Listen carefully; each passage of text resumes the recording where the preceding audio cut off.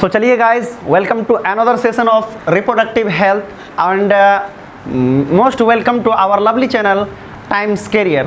तो चलिए गाइज हम लोग जो है लेक्चर को कंटिन्यू करते हैं। हम लोगों ने क्या क्या पढ़ लिया था, थोड़ा सा चार्ट को फॉलो कर लेंगे और जिस चार्ट को हमने मतलब बढ़िया से आप लोग को करवाए थे उसी चार्ट को फिर से हम लोग एक बार समझेंगे और उसमें थोड़ा सा डिस्कशन करेंगे, ठीक ना। तो सबसे पहले बर्थ कंट्रोल किए थे, यानी कि जो है बच्चे को पैदा करने से रोकने के लिए हम लोगों ने कुछ मतलब इसका क्या देखे थे, मेथड्स देखे थे। और उन मेथड्स में सबसे पहला नेचुरल मेथड्स था। नेचुरल मेथड क्या है? नेचुरल मेथड वो प्राकृतिक मेथड्स है, ठीक ना। ना ही इसमें किसी प्रकार का आर्टिफिशियल वगैरह चीज़ का यूज़ किया जाता है, सिर्फ और सिर्फ ओनली वन ये नेचुरल मेथड है। नेचुरल मेथड में तीन तरह के मतलब जो है इसका पार्ट्स है, इसका एलिमेंट्स है। क्या है? पीरियडिक एब्स्टिनेंस, क्वाइटस इंटरप्टस या विथड्रॉल मेथड, और उसके बाद है लैक्टेशनल एमनेरिया। तो इन सब को चीज़ को समझेंगे। देखिए पीरियडिक एब्स्टिनेंस यानी कि अवॉइड कर देना। देखिए पीरियडिक एब्स्टिनेंस मतलब क्या होगा? वो जो ओव्यूलेशन की प्रोसेस होगा, यानी कि कितना दिन में होता है, 14th डे में एमसी होता है 28 दिन या 29 दिन, किसी का 30 दिन में होता है। तो उसका मिड ऑफ मेंस्ट्रुअल साइकिल क्या होता है? ओव्यूलेशन होता है। दैट इज ओवम क्या होते हैं? ओवम जो है फॉलोपियन ट्यूब में वहाँ पे इंतजार कर रहे होते हैं, किसका? स्पर्म का, ठीक ना। तो वो जो है 24 घंटा तक मतलब वो इंतज़ार करते हैं, ये 24 से 48 घंटे तक, ठीक ना। उसके बीच अगर स्पर्म आ गया तो फ्यूज़ हो गया, उसके बाद क्या हो जाता है? फर्टिलाइजेशन होता है। तो पीरियोडिक एब्स्टिनेंस में क्या करना है? कोई इंटरकोर्स नहीं करना है, कोई सेक्स नहीं करना है, कोई क्वार्टस नहीं करना है ना। तो मतलब क्या पीरियोडिक एब्स्टिनेंस कब, मतलब ये जो है पीरियोडिक एब्स्टिनेंस आपका कब ये होता है, इसमें कब से कब अवॉइड करना है? देखिए ये हाईली रिस्की है, ठीक है। आपका 14th डे में क्या होता है? ओव्यूलेशन होता है, ठीक ना। 14th डे में ओव्यूलेशन होता है। तो आप इसके जो है 3 या 4 दिन इसको ले लीजिए, गैप ले लीजिएगा, यानी कि 11th डे से 11th से लेकर के आप 18 तक कोई इंटरकोर्स नहीं करेंगे। आपका मतलब इंटरकोर्स नहीं होना चाहिए। इस बीच में कोई इंटरकोर्स मत कीजिए। क्या होगा इसमें से? क्या हो जाएगा? मतलब ओवम जो है अवॉइड हो जाएगा फर्टिलाइजेशन से, है ना। तो पीरियडिक एब्स्टिनेंस का मतलब यही मतलब निकलता है कि ओव्यूलेशन 14th डे में होता है, तो मतलब उसको अवॉइड कर देना है।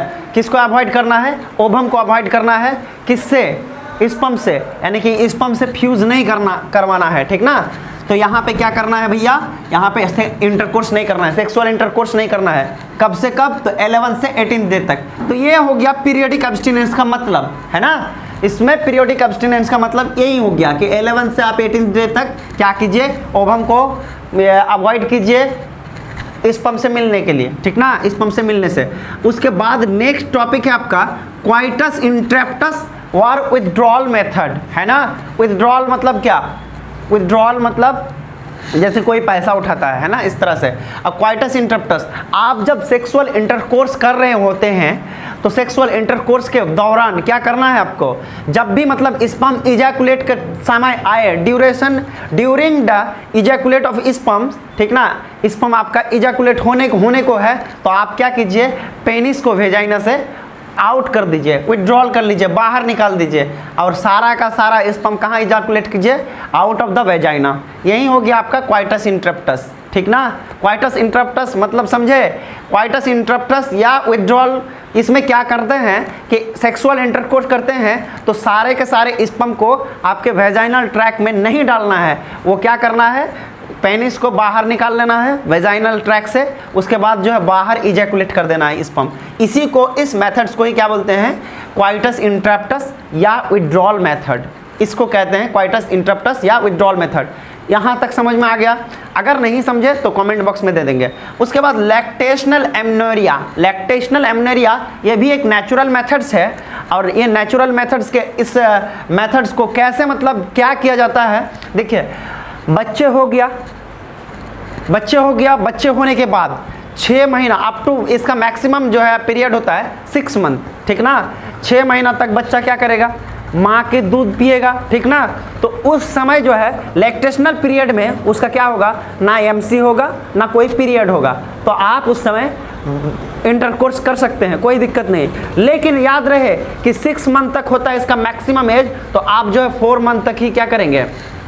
4 मंथ तक ही इसका यूज़ करेंगे, 4 या 5 ठीक है। अगर आपको बच्चा नहीं चाहिए तो 4 या 5 मंथ तक इसका क्या कीजिएगा, मतलब यूज़ कीजिएगा। लैक्टेशनल पीरियड मतलब समझ गए, जब बच्चे हो गया, बच्चे होने के बाद कोई पीरियड नहीं होगा, कोई एमसी नहीं होगा, कब तक, 4 से 5 महीने तक। उस दौरान आप बहुत ज़्यादा जितना हो सके इंटरकोर्स कीजिए, कोई दिक्कत की बात नहीं है, ठीक ना। लेकिन इसका मैक्सिमम एज इतना ही है। तो क्या ये तीनों टॉपिक क्लियर है?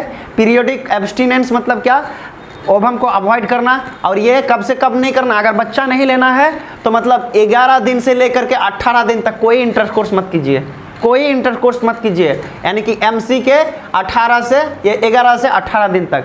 और ओव्यूलेशन की प्रोसेस कितने दिन में होते हैं, तो 14 डे में। इसी में जो है, इसी दिन में ओवम जो है क्या करते हैं, इंतजार करते हैं, वेट करते हैं। और क्वाइटस इंटरप्टस में क्या बोले हम, इंटरकोर्स तो कर सकते हैं, कीजिए, कोई दिक्कत नहीं है, पूरा महीना का महीना कीजिए। लेकिन इसमें क्या कीजिए, जब इजैकुलेट होने का टाइम आ जाए स्पर्म का, तो आप पेनिस को वेजाइना से क्या बाहर निकाल ले, और सारे के सारे स्पर्म को क्या कीजिए, बाहर इजैकुलेट कर दीजिए, आउट ऑफ द वेजाइना। मतलब यही था। लैक्टेशनल एमनेरिया में हमने क्या कहा, हमने ये कहा कि बच्चा होने के बाद, जस्ट मतलब मम्मी बनने के बाद उसका जो है 5 to 6 यानी कि 6 मंथ उसका आराम से आप इंटरकोर्स कर सकते हैं उनसे, जब तक लैक्टेशनल एमनेरिया है। तो ये था हमारा नेचुरल मेथड। सबसे खास बात, इन सब मेथड में सबसे हाईली रिस्की यही है, यही हाईली रिस्की है। तो आप मतलब इसको बोल सकते हैं हाईली रिस्क, ठीक है ना, हाई रिस्क होता है इसमें। कैसे आप बोलेंगे, कैसे सर हाई रिस्क? अब मान के चलिए इंटरकोर्स करते समय, ठीक ना, मान के चलिए इंटरकोर्स करते समय आपने मतलब इस पेनिस को बाहर ही नहीं निकल पाया, और पेनिस को बाहर भी निकल लिया, लेकिन कुछ जो है स्पर्म जो है इजैकुलेट हो गया, कहाँ पे, वेजिनल ट्रैक्ट में। तो मतलब क्या, बच्चे होने का डर, खतरा हो गया, है ना। चलिए, तो ये हाईली रिस्की हो गया। अच्छा, पीरियडिक एब्स्टिनेंस में आप अगर मान के चलिए इतना और इतना दिन के दौरान नहीं किए, इंटरकोर्स नहीं किए, लेकिन सपोज मान के चलिए 13th डे में आप मतलब भूल गए, कभी कभी भूल जाते हैं ना, कभी कभी भूल गए 13th डे में, तो ओवम से क्या हो गया, ये हो गया आपका फ्यूज़ हो गया। उसके बाद लैक्टेशनल एमनेरिया में तो आप लोग समझ ही गए हैं, 5 से 6 मंथ, कोई मतलब 7 मंथ में कर लिया, अब पीरियड हो गया, तो उसमें भी क्या होता है, प्रेग्नेंट होने का ये रहता है। दूसरी बात, क्वाइटस इंटरप्टस में मान के चलिए कोई इंटरकोर्स कर लिया, और उससे क्या हो गया, मतलब फुलफिल हो गया। इंटरकोर्स एक बार कर लिया, फिर उसका मन किया कि इंटरकोर्स करेंगे, लेकिन वो विथड्रॉल मेथड को अपनाना चाहता है, तो विथड्रॉल मेथड को अपनाना चाहता है, तो उस समय स्पर्म इजैकुलेट नहीं होगा, लेकिन उसके यूरेथ्रल मेटस के जस्ट यूरेथ्रा में रास्ते में एक ग्लैंड्स रहता है, आप लोग को पता है, बल्ब यूरेथ्रल ग्लैंड। तो कुछ जो है उसमें प्लाज्मा वगैरह रहते हैं, सीमेन वगैरह रहते हैं, जो कि आप इजैकुलेट ना होते हुए भी थोड़ा करके वेजिनल ट्रैक्ट में चला जाएगा। मान के चलिए ये वाला आपका जो है पेनिस है, ठीक ना, ये पेनिस है, ठीक है, कोई दिक्कत की बात नहीं है, ये पेनिस है मान के चलिए। यहाँ आप एक बार मतलब ये कर लिए हैं, एक बार इंटरकोर्स कर लिए, खत्म, पूरा का पूरा स्पर्म इजैकुलेट हो गया, पूरा का पूरा स्पर्म इजैकुलेट हो गया। फिर आपका मन किया, फिर आपने क्या किया, फिर से आप इंटरकोर्स करना स्टार्ट किया, लेकिन इस बार जो यहाँ पे बल्ब यूरेथ्रल ग्लैंड है, बल्ब यूरेथ्रल ग्लैंड में कुछ सेमिनल प्लाज्मा पहले से ही जमे रहते हैं, तो आपका वो इजैकुलेट होने से पहले क्या हो जाएगा, थोड़ा गिर जाएगा। तो ये भी क्या हो गया, हाईली रिस्क हो गया। क्या हो गया, हाईली रिस्क हो गया। तो मतलब क्या, नेचुरल मेथड तो ठीक है, कोई साइड इफेक्ट नहीं है, बट ये क्या है, हाई रिस्क है, ठीक ना। तो आप अगर कोई डिवाइस का यूज़ नहीं करना चाहते हैं तो आप इसको आराम से कर सकते हैं। एक एक बात आपको समझ में आ गया होगा मुझे लगता है, एक एक बात को लिखवाना बिल्कुल ज़रूरी नहीं समझता हूँ मैं, लेकिन पढ़ लेना एक बार बेहतर है एनसीईआरटी। अब देखिए बैरियर मेथड, कल का ही बात सब कर रहे हैं, क्विक रिकैप कर रहे हैं। बैरियर मेथड में हम लोगों ने क्या देखा था, एक था कंडोम, जिसे निरोध कहते थे, इसका फेमस ब्रांड, और ये क्या होते हैं, प्लास्टिक का होता है, ठीक ना, सॉरी रबर का होता है, जो कि मतलब फीमेल के लिए भी होता है और मेल के लिए भी होता है। और उसके बाद जो है एक कंडोम जो है क्या होते हैं, ये रीयूजेबल नहीं होते हैं, आप एक बार यूज़ कर लिए फिर इसका कहानी ख़त्म, उसको आप क्या कर दीजिए, फेंक दीजिए। तो ये होता है कंडम, और कंडम दोनों यूज़ कर सकते हैं आप, मेल भी यूज़ कर सकता है और फीमेल भी यूज़ कर सकता है। मेल और फीमेल के दोनों के कंडम का जो फिगर दिया हुआ है एनसीईआरटी में बहुत बढ़िया से दिया हुआ है, आप एक बार उनको देख लेंगे, ठीक ना। उसके बाद जो है सर्विकल कैप्स, डायफ्राम वॉल्व्स। अच्छा, ये जो है मैंने यहाँ पे इंडिकेट भी कर दिया, बोथ मेल एंड फीमेल, ठीक ना। और इसमें जो इंडिकेट किया मैंने ओनली फीमेल, ठीक ना। और ये रीयूजेबल होता है, मेल नहीं करता है। सर्विकल कैप्स, वाल्व्स, उसके बाद जो है क्या डायफ्राम वगैरह वगैरह। तो यहाँ से बहुत सारे सैकड़ों क्वेश्चन बन जाएंगे। अगर मैंने जिस चीज़ को थोड़ा सा इंडिकेट कर दिया, उस चीज़ कॉन्सेप्ट को अगर समझ गए, तो इनसे लाखों करोड़ों क्वेश्चंस का भी आप आंसर कर सकते हैं। आपको यहाँ से पूछेगा कि which of the following is not reusable, तो कंडम हो गया। क्या हो गया? कंडम हो गया। उसके बाद सर्विकल कैप्स क्या हो गया? रीयूजेबल है। डायफ्राम भी रीयूजेबल है, वाल्व्स भी रीयूजेबल है। जब हम इसको एसटीडी से कंपेयर करवाएंगे, यानी कि सेक्सुअली ट्रांसमिटेड डिजीज, तो उसमें क्या होता है? देखिए बच्चा, पेनिस अगर वेजाइना के कांटेक्ट में आ गया, मान के चलिए पेनिस अगर वेजाइना के कांटेक्ट में आ गया, तो क्या हो सकते हैं? डिजीज हो सकते हैं। बट क्या अगर कंडम लगा लिया, मान के चलिए, तो कंडम उसके पेनिस से मतलब ही करवाएगा, कांटेक्ट करवाएगा? बिल्कुल नहीं करवाएगा, उससे मतलब कांटेक्ट होगा ही नहीं, ठीक ना। और सीमेन भी क्या हो जाएगा? मतलब अंदर ही रहेगा, यानी कि उससे बिना टच किए हुए ही मतलब वो इंटरकोर्स हो सकता है। तो इससे जो है ना सिर्फ और सिर्फ एसटीडी नहीं हो सकता है, बाद बाकी इस सब से एसटीडी हो सकता है। क्यों? क्योंकि पेनिस जो है वेजाइना के डायरेक्ट कांटेक्ट में जाता है। सिर्फ और सिर्फ ओनली फीमेल जो है ये सब यूज करता है, वो जो है क्या बोलते हैं सर्विकल कैप्स, तो सर्विकल ट्रैक्स में कर दिया जाता है। डायफ्राम भी, वाल्व्स भी, ये पूरे का पूरे मतलब कांटेक्ट में आने देता है इस पेनिस को, ठीक ना। तो इससे आप लोग का एसटीडी हो सकता है। बट कंडम का इस्तेमाल करके, यूज करके कभी भी मतलब क्या नहीं हो सकता है?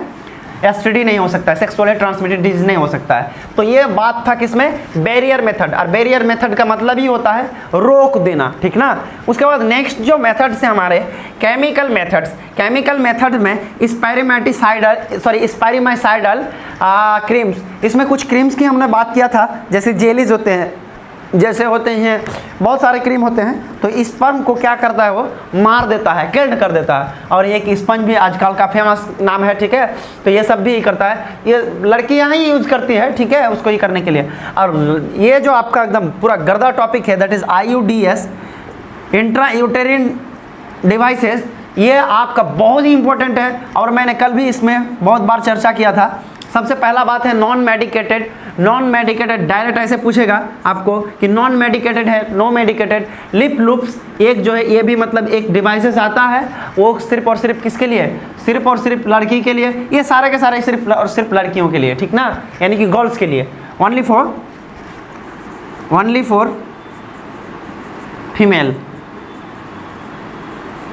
तो ये बात समझ गए, ओनली फॉर फीमेल के लिए ये सब के सब डिवाइसेस हैं। हार्मोन रिलीजिंग, आज डायरेक्ट क्वेश्चन पूछता है हार्मोन रिलीजिंग कौन सा मतलब ही है? IUDs है। तो आप लोग एकदम पूरा इसको पी जाइए या याद कर लीजिए, ठीक है। इसका कॉन्सेप्ट आप ही जानिए। LNG-20 है एक हार्मोन रिलीजिंग IUDs, और प्रोजेस्टेट एक क्या बोलते हैं, ये भी क्या है? एक हार्मोन रिलीजिंग IUDs है। तो इसको प्लीज़ और प्लीज़ याद कर लीजिए। और उसके बाद कॉपर रिलीजिंग जो IUDs है वो है कॉपर T, कॉपर 7, मल्टीलोड 375। अब हमने कॉपर्स के बारे में कुछ बात किए थे। ये क्या करते हैं? Suppress the motility of sperm, suppress the motility of sperm. मैंने कल क्या कहा था आप लोग को प्रीवियस लेक्चर में कि ये एक मान के चलिए स्पर्म है, तो इनके टेल में जो है कॉपर 2+ होता है ना, ये जी ऐसे ना होता है। तो इसका जो ये वाला पार्ट्स है, यानी कि ये क्या करेगा? सप्रेस करेगा, यानी कि इसको पकड़ लेगा, जाने नहीं देगा। कैसे जाएगा? एकदम पकड़ लेगा, भारी कर देगा। तो सप्रेस द मोटिलिटी क्या करेगा? Suppress the motility of sperm के मोटिलिटी को क्या करेगा? सप्रेस करेगा, मतलब घटाएगा, ठीक ना। आप सप्रेस की जगह डिक्रीज भी कर दीजिए। तो इस तरह से कॉपर्स का ये काम होता है। और कॉपर रिलीजिंग का मतलब ये एग्जांपल देख लीजिएगा, कॉपर T, कॉपर 7, मल्टीलोड 375। तो हमको यही आपको चार्ट समझाना था, और चार्ट मुझे लगता है बहुत बढ़िया से समझ गए होंगे। अब इनके बारे में जितने भी बात किए हैं आप इसको क्या बोलते हैं NCERT में जाके एक बार बढ़िया से पढ़िए। और क्या बोलते हैं एक एक लाइन आपको समझ में आएगा। ये मेरा पूरा वादा है कि आप लोग को एक एक लाइन समझ में आएगा। जितने भी बात किए, एब्स्टिनेंस की बात करेगा तो वो ओव्यूलेशंस की बात करेंगे। अच्छा, ये ओव्यूलेशन पीरियड को क्या बोलते हैं? फर्टाइल, ये भी बोलते हैं फर्टाइल, क्या बोलते हैं उसको? पीरियड बोलते हैं, फर्टाइल पीरियड। फर्टाइल पीरियड क्यों बोलते हैं बोलिए तो? ओव्यूलेशन पीरियड को फर्टाइल पीरियड भी बोलते हैं। क्यों बोलते हैं? क्योंकि उसी समय फर्टिलाइजेशन होता है और उसी समय जो है ना क्या होता है, प्रेग्नेंट का क्या होते हैं, काम शुरू हो जाता है, आगाज़ हो जाता है। तो मतलब इसी को बोलते हैं फर्टाइल पीरियड। आप लिख सकते हैं इसको, कोई दिक्कत की बात नहीं है। 14th डे को ही बोलते हैं, ओव्यूलेशन के पीरियड को ही फर्टाइल क्या बोलते हैं, पीरियड बोल सकते हैं आप, ठीक है ना, इसको फर्टाइल पीरियड बोल सकते हैं। तो एक बार इसको स्क्रीनशॉट लीजिए, बढ़िया से स्क्रीनशॉट ले लीजिए। अभी आप लोगों ने जिस चैट को देखा, जिस चैट को फॉलो किया, अभी आपने जिस चीज़ को पढ़ लिए, उन्हीं चीज़ों में से कुछ मैंने आप लोग को MCQ कराना है और टोटल 5 MCQ है। आप लोग इसमें पॉज करके आराम से इसका आंसर देंगे, ठीक ना। सबसे पहला मैं क्वेश्चन पढ़ूंगा, उसके बाद ऑप्शन भी पढ़ूंगा, आप लोग पॉज करके आंसर कर सकते हैं। कह रहे हैं सबसे पहला क्वेश्चन में, which of the following is hormone releasing IUDs?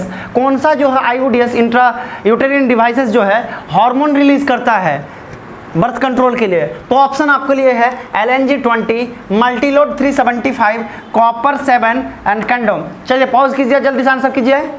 चलिए आई थिंक आपने कर लिया होगा। तो इसका आंसर क्या दिए होंगे आप लोगों ने? LNG-20 दिए होंगे, है ना। मल्टीलोड क्या हो गया? कॉपर रिलीजिंग हार्मोन, ठीक ना। कॉपर 7 हो गया कॉपर रिलीजिंग हार्मोन। कंडम तो लेन देन दूर से नहीं है, तो मतलब बच गया क्या ऑप्शन हमारा? LNG-20, है ना। चलिए नेक्स्ट क्वेश्चन है, which contraceptive devices used for male and female? ऐसा कौन सा कंट्रासेप्टिव डिवाइसेस है जो लड़का एंड लड़की दोनों क्या कर सकती है, यूज कर सकती है? तो सेरेविकल कैप्स में हम लोगों ने क्या देखा था? अच्छा चलिए इसको, चलिए जल्दी से पॉज कीजिए और आंसर कीजिए। चलिए गाइस, सेरेविकल कैप्स में क्या होता है, ये लड़की सिर्फ यूज कर सकती है। वॉल्ट्स क्या कर सकती है, वो भी सिर्फ लड़की। लेकिन कंडम एक ऐसा डिवाइसेस है जो लड़का और लड़की दोनों यूज कर सकती हैं। तो बच्चा सी आंसर हो जाएगा, ठीक। उसके बाद third number question, fertile period occurs in which day? ये बहुत ही इंपॉर्टेंट क्वेश्चन है, ठीक है। मुझे लगता है इस बार पूछ ही देगा, इतना इंपॉर्टेंट क्वेश्चन है। Fertile period occurs in which day? कौन सा डे को फर्टाइल पीरियड कहा जाता है, जहाँ जब प्रेगनेंसी होने का ज़्यादा से ज़्यादा चांसेस होते हैं? तो आंसर क्या हो, क्या 14th डे, क्या 20th डे, क्या 28th डे, क्या 10th डे? तो आंसर है आप लोग का बच्चा ए, ठीक ना, 14th डे। चलिए next question, Which one is suppress the motility of sperm? Sperm के मोटिलिटी को, स्पर्म के भागने की क्षमता को कौन रोकता है? कौन रोकता है? भागो मत पकड़ता है। तो आंसर है आप लोग का ऑप्शन है LNG-20, मल्टीलोड 375, लिप्स लूप और प्रोजेस्टेरोन। अभी हम लोगों ने क्या कॉन्सेप्ट समझा, चलिए इसका आंसर करेंगे जल्दी से, और सबका सब कमेंट में भी कर दिएगा, ठीक है, कमेंट में। तो क्या हो जाएगा, LNG-20 क्या है? ये तो एक हार्मोन रिलीजिंग है, ठीक ना। लेकिन हम लोग जानते हैं कि suppress the motility of sperm कौन करता है भैया? कॉपर करता है। तो कॉपर रिलीजिंग हार्मोन में जो ऑप्शन आपका आ जाएगा वही आंसर हो जाएगा। तो कॉपर रिलीजिंग में कॉपर 7, कॉपर 10 और मल्टीलोड 375 हम लोगों ने अभी पढ़ा जस्ट। तो आंसर क्या हो जाएगा? दैट इज हमारा बी आंसर हो जाएगा, है ना बच्चे। चलिए आंसर क्या हो जाएगा? बी आंसर हो जाएगा। नेक्स्ट क्वेश्चन कह रहा है, बहुत ही इजी क्वेश्चन है, विच कॉन्ट्रासेप्टिव इज नॉट रीयूजेबल? मतलब दोबारा आप रीयूजेबल नहीं कर सकते, नहीं कर सकते। यूज मतलब प्रयोग करना, ठीक ना। क्या डायफ्राम या कंडम या फिर सेरेविकल कैप्स? और ऑप्शन डी कह रहे हैं A and C, that is diaphragm और सेरेविकल सी। तो रीयूजेबल कौन नहीं करता है, किसको नहीं कर सकते हैं? कंडम। एक बार भैया विड्रॉल हो गया, उसको कहानी खत्म करो, फेंक दो। नेक्स्ट क्वेश्चन की ओर हम लोग जो है फॉरवर्ड कर रहे हैं, मूव कर रहे हैं, ठीक ना। तो क्वेश्चन नंबर 5 के बाद question number 6, which of the following is the barrier method? Barrier method कौन सा है? तो ऑप्शन है कॉपर 7, ऑप्शन है कंडम, ऑप्शन है वॉल्ट और ऑप्शन डी आपका वॉल्ट एंड कंडम दोनों। तो कॉपर 7 जो कॉपर रिलीजिंग हार्मोन है, IUDs का ये है, IUDs का ये पार्ट है, बट लेकिन कंडम और वॉल्ट क्या है? ये आपका जो है बैरियर मेथड का पार्ट है। दैट इज हमारा डी आंसर हो जाएगा, यानी कि कंडम भी हो जाएगा और वॉल्ट भी हो जाएगा, ठीक ना। उसके बाद नेक्स्ट क्वेश्चन जो है 7 number question, which one is a famous brand of condom? Condom का सबसे अच्छा ब्रांड या फेमस ब्रांड कौन है? सुविधा, निरोध, वॉल्ट या नन ऑफ दिस? तो मैंने पहले ही लिखवा दिया था सबसे पहले कि इसका फेमस ब्रांड जो है निरोध होता है। उसके बाद next one question, which contraceptive device prevent from sexually transmitted disease? कौन सा कॉन्ट्रासेप्शन डिवाइसेस है जो कि STD से क्या करता है, हमें प्रिवेंट करता है? तो ऑप्शन है आपका कंडम, ऑप्शन कॉपर्टी है, ऑप्शन डायफ्राम है और ऑप्शन है बी एंड सी। नीट में क्वेश्चन पूछा हुआ है तो आंसर हो जाएगा इसका कंडम, ठीक है। क्योंकि कंडम एक ऐसा मात्र कॉन्ट्रासेप्टिव डिवाइसेस है जो कि पेनिस को और वेजाइनल ट्रैक्ट को एक दूसरे से कांटेक्ट नहीं करने देता है। होता है इंटरकोर्स बट ये एक दूसरे को कांटेक्ट नहीं करता, इसका स्किन मतलब अंदर ही रह जाता है, कवर ही रह जाता है। चलिए नेक्स्ट क्वेश्चन है, the present population of world according to 2011 में वर्ल्ड का पॉपुलेशन कितना है? तो ऑप्शन है 2 बिलियन, ऑप्शन है 6 बिलियन, ऑप्शन है 3 बिलियन, ऑप्शन है 7.2 बिलियन। तो आंसर क्या हो जाएगा? 7.2 बिलियन आंसर हो जाएगा, ठीक ना। और वहीं अगर इंडिया में पूछता, देखिए सारा का सारा क्वेश्चन है नीट का ही क्वेश्चन है, ठीक ना। उसके बाद नेक्स्ट क्वेश्चन है 10 नंबर क्वेश्चन, जो कि बहुत ही मोस्ट इंपॉर्टेंट क्वेश्चन है। Which one of the following is most widely accepted methods of contraceptive in India at present? India में सबसे मोस्ट एक्सेप्टेड जो है कौन सा बर्थ कंट्रोल के लिए कॉन्ट्रासेप्टिव मेथड है?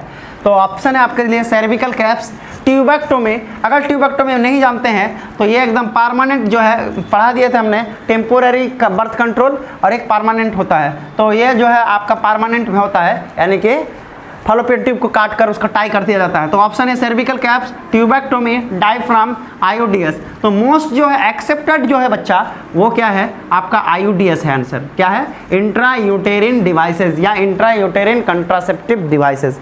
तो आई होप आप लोग को वीडियो अच्छी लगी होगी और साथ ही साथ में 10 क्वेश्चन का क्विज भी हो गया है। तो इसी तरह से अगर मतलब सेक्शन को पढ़ लिए, पॉइंट टू पॉइंट पढ़ लिए टॉपिक को, तो उस हिसाब से मैंने क्या कुछ क्वेश्चंस भी करवा दिया था। तो आप लोग का इससे क्या होता है, प्रैक्टिकल से और भी क्लैरिटी मिल जाती है, ठीक है दोस्तों। तो इसी तरह से बने रहिए, इसी तरह से पढ़ते रहिए, कॉन्सेंट्रेट करते रहिए। एक दिन आप जो है उस मंजिल को पालेंगे जिसकी कल्पना आप अभी से करना स्टार्ट कर दिए हैं या अपने सपने को मतलब सजाना स्टार्ट कर दिए हैं। सो चलिए guys, thank you, best of luck.